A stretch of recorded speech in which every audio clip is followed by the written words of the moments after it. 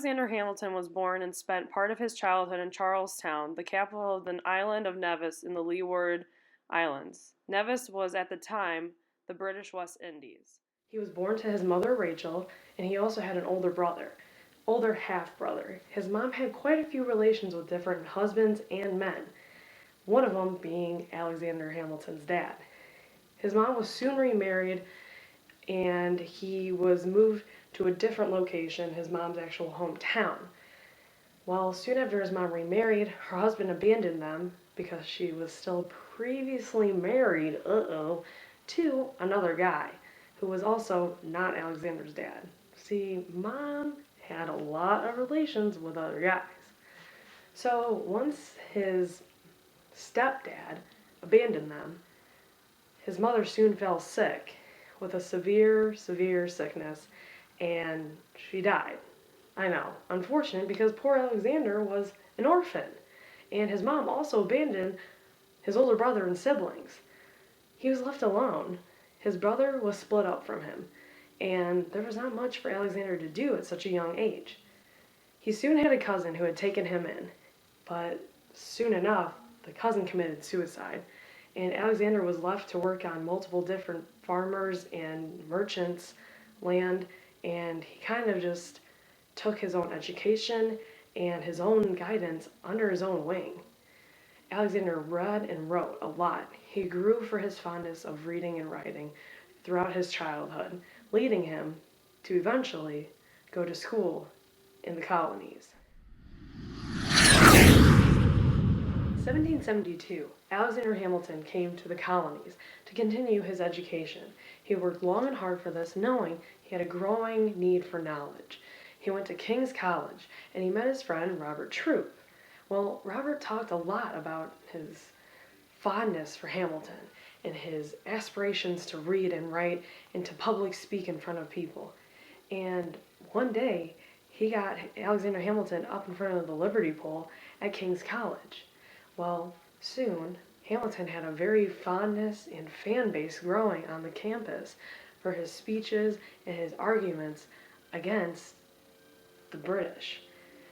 Soon, Samuel Seabury was a loyalist and started publishing articles and arguments kind of coming at Hamilton. Hamilton would refute these arguments in his own writings and his own speeches in public. And this led Hamilton to further his way of being an activist in the patriotic land base in Hamilton and his friends, or the Patriots, started going to different British loyalist events and speaking out against them and arguing their statements for why the loyalists really aren't that loyal to the American colonies. And at the British of Lexington, him and others stole British cannons in defiance against them, and he kept committing multiple Patriot Acts, which became evident and knowledgeable to George Washington. Yes, the George Washington loved hearing what Hamilton was doing, and he had recently heard that he had turned down multiple positions with high-ranking patriots in the American colonies. And he knew he had to get this guy on his side, in the rank of lieutenant colonel, but would never actually be going on the front lines, which was to Hamilton's dismay. Hamilton fought for years as he worked alongside Washington to be on the commanding side, to be a commanding officer, and to be out there fighting, because that's what was always in him, besides his beautiful reading and writing, that really did help him and Washington along the way. Eventually, Hamilton grew worrisome and kind of resented Washington, and he kind of wanted to fight against him, and in a dispute, Washington ended up asking Hamilton to go home for a little while and to return back when he had fully committed to his position that he had been given. Well, in Hamilton's reaction, he decided, you know what, Washington? I want to be on the commanding force, and if you don't let that happen, then I'm completely resigning from my position. Well, Washington saw this and would rather have Hamilton than not have Hamilton at all. He eventually gave him a commanding position and troops on the front lines in the American Revolution. The Americans ended up winning the American Revolution. After the war was won by, go figure, America, Hamilton was given the representative position of New York in the Congress of Confederation. So, in this, he kind of started seeing all the things still wrong with the American government. He did not like the Articles of Confederation, and he found a lot of people of the founding fathers that didn't like it either.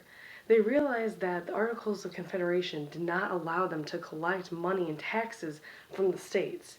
And if they were to do this, it had to be equal and fair because some states were bigger than others. So Hamilton started getting, a group of people together trying to rally against the Articles of Confederation.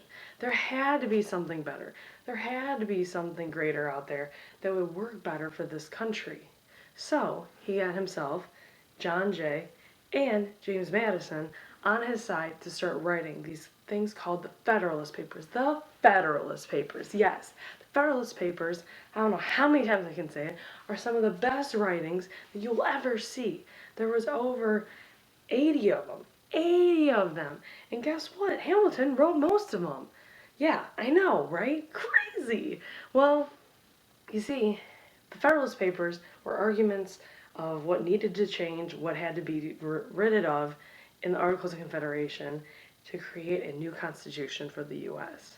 Well, there were the Federalists, but there were also the Anti-Federalists. The Anti-Federalists weren't like the Loyalists and the Patriots. The Anti-Federalists were kind of worried that if we changed the Articles of Confederation, it would give more power to the government with the collecting of taxes and money, kind of like the British did, and there would be going back in time to not too long ago, and they would be like kind of under British rule again, but in America, with other Americans who fought for freedom because the government would limit the power of the people. So really, the Anti-Federalists just did it in fear of what could possibly happen if the Articles of Confederation were changed.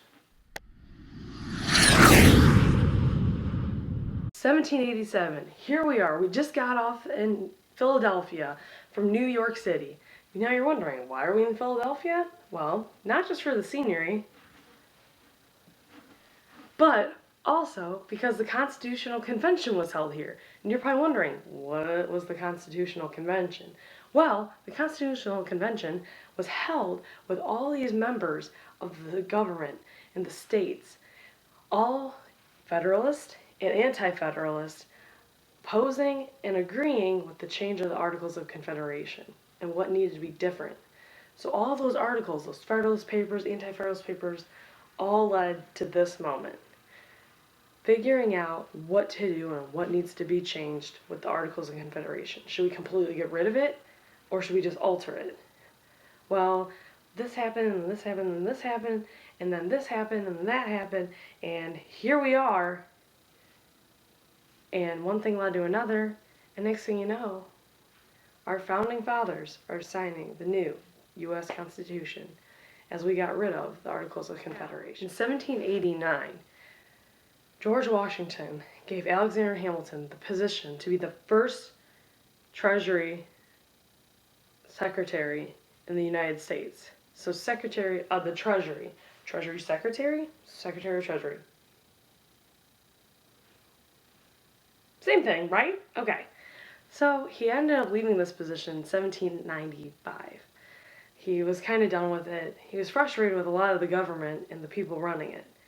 Well, fast forward to 1800. It's the new presidential election. Multiple people are running. Thomas Jefferson, Aaron Burr, all these others. And the big component is Aaron Burr, who has been a on-again, off-again enemy, friend, frenemy of Alexander Hamilton. Thomas Jefferson, also quite the enemy of Alexander Hamilton. He doesn't get along with a whole lot of people. Well, here we are. He is between Jefferson and Burr. And he realized that Jefferson is the greater of two evils. So he's going to help campaign for Alexander Hamilton's going to campaign for Thomas Jefferson to get the presidential election. But he doesn't exactly know what to do about Burr.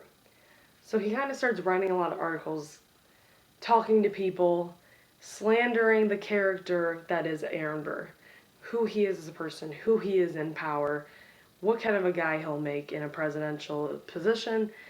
And to all of Hamilton's dismay, Aaron Burr becomes vice president, and Thomas Jefferson becomes president.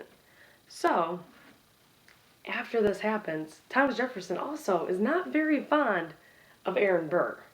So, basically, Thomas Jefferson's like, listen, listen, listen. All my members of government, Congress, everybody, I can't have Aaron Burr as my vice president. We have too many issues, and I don't really trust the guy. Well, Aaron Burr lost his position because of Alexander Hamilton and Thomas Jefferson. Well, there was a writer, we will leave unnamed, who started writing all these things and calling out Alexander Hamilton for all these things he did to Aaron Burr. Well, Aaron Burr caught wind of it, and he demanded in a letter that Alexander Hamilton apologizes, and he admits to what he has done. Well, Alexander Hamilton writes back to him, basically telling him, I didn't do this. That wasn't me. I am not that kind of person. You got me all wrong. I didn't say those things. Will we ever know?